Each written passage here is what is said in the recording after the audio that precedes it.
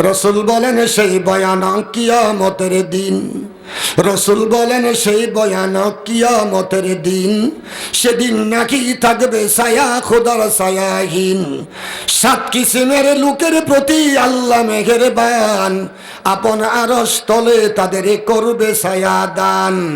যেই বাদশা দুনিয়াতে সঠিক বিচার করে, যে নজওয়ান যৌবনী আসলো খোদার পথে, খোদার ঘরের প্রতি যাহার সর্বদা সর্বক্ষণ রোগে গভীর ভালোবাসা প্রবল আকর্ষণ, যে একে অন্য কেবল খোদার খুশির তরে, ভালোবাসা কিংবা পীড়িত ভাঙ্গে না পরস্পরে।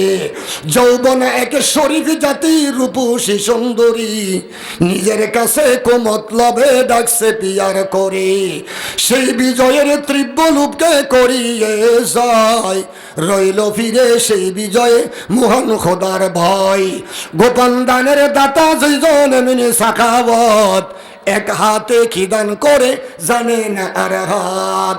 একা একা বসে যেজন নিজ নিরালায়, খোদার বয়ে মোহাব্বতে কেঁদে বুক বাসা।